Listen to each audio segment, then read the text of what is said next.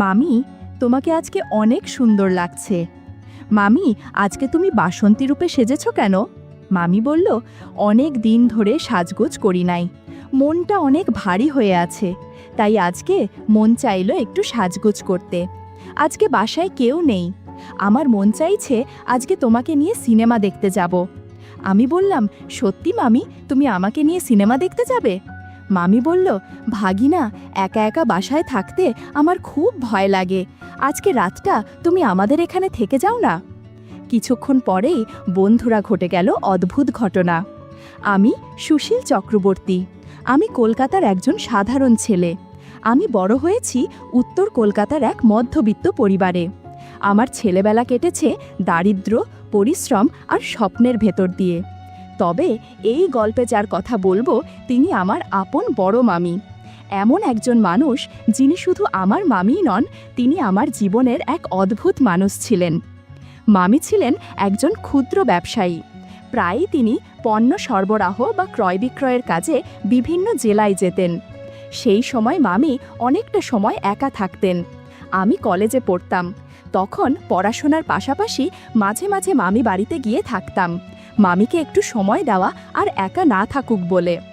মামি ছিলেন চুপচাপ, মার্জিত এবং খুবই সৌন্দর্যবান একজন মহিলা। প্রথম উনি ছিলেন আমার শ্রদ্ধার মানুষ, কিন্তু ধীরে ধীরে কেমন যেন এক অজানা ভাব অনুভব করতে শুরু করলাম, এমন ভাব যেটা আমি নিজেও বুঝতে পারছিলাম না। কলেজের প্রথম বর্ষ পেরিয়ে যখন দ্বিতীয় বর্ষে উঠলাম, পড়াশোনার চাপে আর পরিবারের আর্থিক অবস্থার কারণে আমাকে কলকাতার শহরতলিতে মামি বাড়িতে গিয়ে থাকতে হয়। মামি নিজেই আমাকে ডাক দিয়েছিলেন, বলেছিলেন, তুই এসে থাকলে ঘরেও প্রাণ থাকবে আর তোর খরচাও কমবে। আমি রাজি হয়ে গেলাম। মামি বাড়ি মানেই একরকম নিরাপত্তা আর আপজনের মায়া মমতা, অন্তত তখন তাই ভাবতাম। মামি প্রায় সময় বাড়ির বাইরে থাকতেন ব্যবসার কারণে, আর মামি তিনি নিঃশব্দে নিজের সংসার সামলাতেন, ঘরটাকে যেন নিজের হাতে গড়া এক শিল্পের মতো গুছিয়ে রাখতেন। আমি মুগ্ধ হয়ে তাকিয়ে থাকতাম তার ওই নিখুঁত কাজকর্মের দিকে। মামি বাড়িতে ওঠার পর ধীরে ধীরে বুঝতে শুরু করলাম, মামি শুধু ঘর সামলানো এক গৃহবধূ নন, তিনি একজন সহানুভূতিশীল মানুষ, যার ভেতরে জমে থাকা একাকিত্ব আর না বলা কথার পাহাড়। আমাদের আলাপ শুরু হয় খুব সাধারণ কথোপকথনের মাধ্যমে, কখন ফিরলে খাবি, কিছু আজকে ক্লাস ছিল, এরকম।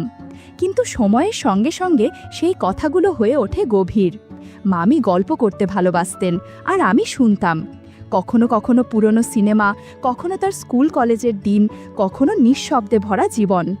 আমরা যেন ধীরে ধীরে একে অপরের একাকিত্বের সাথী হয়ে উঠছিলাম, অথচ কেউ কিছু বলি না, শুধু অনুভব করি।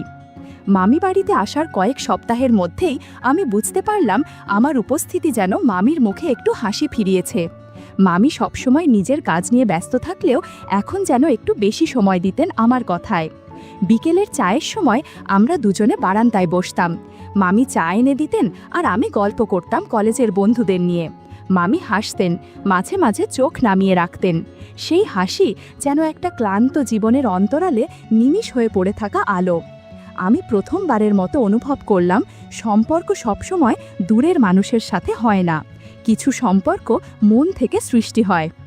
একদিন সন্ধ্যায় হালকা বৃষ্টি হচ্ছিল, আমি বারান্দায় বসে বই পড়ছিলাম। মামি এসে ছাতা শুকাতে দিয়ে পাশে দাঁড়ালেন, বললেন, তোর সঙ্গে কথা বললে মনটা ভালো লাগে রে সুশীল। আমি অবাক হয়ে উঠেছিলাম, এমন একটা কথা এত সহজে, এত স্বাভাবিকভাবে বলা, যেন আমরা পুরনো দুই সাথী যারা একে অপরকে বহুদিন ধরে চিনি। আমি কিছু বলিনি, শুধু মাথা নিচু করে হাসলাম। সেই মুহূর্তে মনের মধ্যে কোথাও যেন একটুখানি স্নেহ, একটুখানি অদ্ভুত ভাবনা সৃষ্টি হতে শুরু করলো। একদম নিঃশব্দে, ঠিক যেমন করে আকাশে মেঘ জমে কিন্তু বজ্রপাত হয় না, ডিম ডিম। মামিও আমার কথোপকথন যেন একটা অভ্যাসে পরিণত হচ্ছিল। আমি না বললেও বুঝতাম মামি অপেক্ষা করতেন কখন আমি ক্লাস শেষ করে ফিরব, কখন আমরা একসাথে বসে বিকেলের চা খাবো। একদিন কলেজ থেকে ফিরতে একটু দেরি হয়ে গেল, আর বাড়ি প্রবেশ করেই দেখলাম মামি দরজায় দাঁড়িয়ে আছেন, মুখে একটা চিন্তার ছাপ।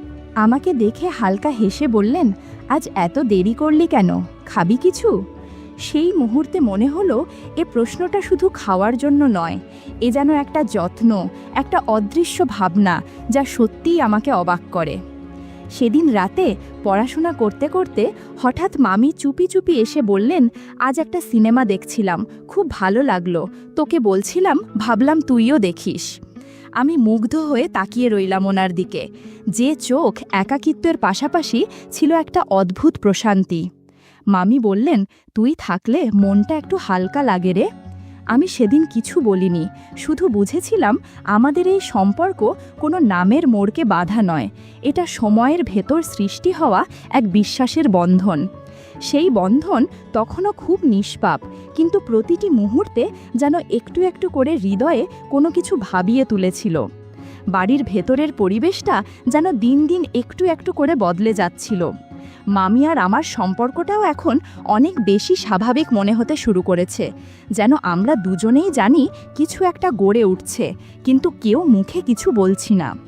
মামি রান্না করলে আমার পছন্দের খাবারটা টেবিলে রাখতেন। আমি খেয়াল করতাম ছোট ছোট যত্নের ভেতর দিয়ে একটা গভীর স্নেহ তৈরি হচ্ছে। আমি কখনো জিজ্ঞেস করতাম না কেন, মামিও বলতেন না, কিন্তু প্রতিদিন দুপুরে মামি নিজের খাবারের প্লেটটা আমার পাশে নিয়ে এসে বসতেন। আমরা একসাথে খেতাম, একসাথে গল্প করতাম। একদিন সন্ধ্যায় বৃষ্টির পর হালকা ঠান্ডা পড়েছিল। আমি বারান্দায় দাঁড়িয়েছিলাম। হঠাৎ মামি একটা চাদর নিয়ে এসে আমাকে পরিয়ে দিলেন, বললেন, ঠান্ডা লেগে যাবে, সাবধানে থাকো। সেই মুহূর্তটা আমার মনের ভেতরে যেন একটা ভিন্ন রকমের শ্রদ্ধাবোধ তৈরি হলো মামির প্রতি। ভালোবাসা, যত্ন, স্নেহ সব কিছু একসাথে অনুভব করলাম, অথচ কিছুই বলা হলো না। সেই চুপ থাকা মুহূর্তটা, সেই চাদরটা আমার কাছে তখন হয়ে উঠেছিল এক নীরব স্বীকারোক্তি।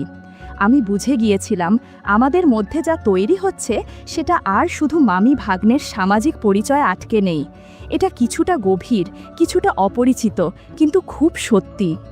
একদিন কলেজ থেকে ফিরে দেখি মামি অদ্ভুত রকম চুপচাপ, চোখে যেন কিছু চিন্তার ছায়া।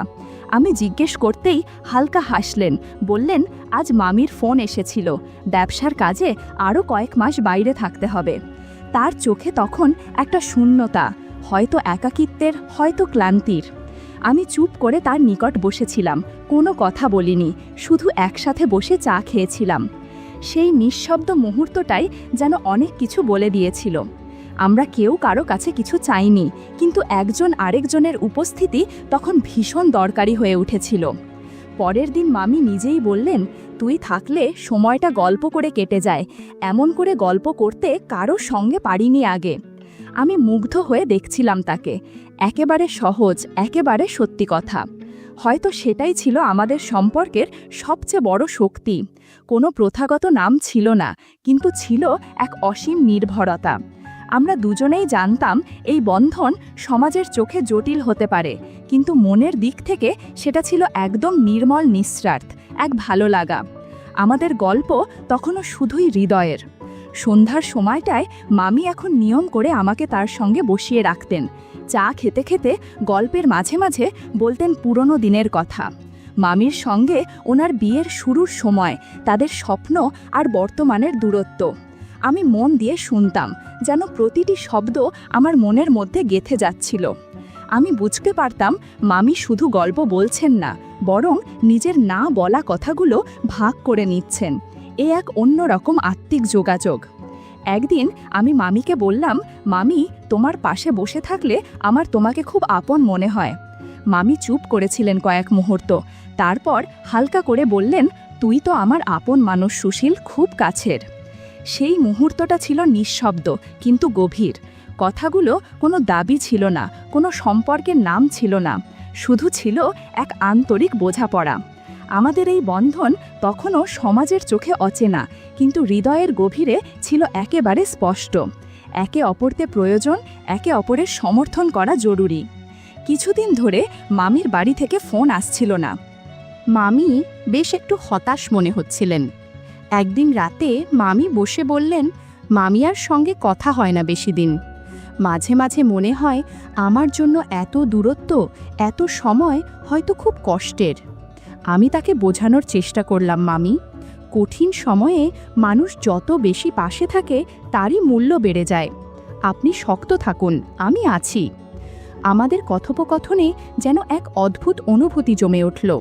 মামি বুঝতে পারলেন যে আমার ভালোবাসা শুধু কথায় নয়, আমার পাশে থাকার প্রতিশ্রুতিতেও। তখনই আমি অনুভব করলাম যে ভালোবাসার প্রকৃত মাধুর্য হয়তো এই ছোট ছোট মুহূর্তেই লুকিয়ে থাকে। একে অপরের বেদনা বুঝে সংবেদনা দেওয়া, জীবনের অসুবিধায় একসঙ্গে থাকা। সমাজের ঝঞ্ঝাট যতই থাকুক, আমাদের হৃদয়ের বন্ধন আজও শক্ত। সন্ধ্যার আলো ফিকে হতে শুরু করলো। বাইরে বাতাস হালকা ঠান্ডা নিয়ে আসছিল। আমরা দুজনেই জানতাম এখন শুধু কথা নয়, সময় কাটানোর মধ্যে আছে আমাদের ভালোবাসার একটা নতুন মাত্রা। মামি হঠাৎ বললেন, সুশীল, তোর সঙ্গে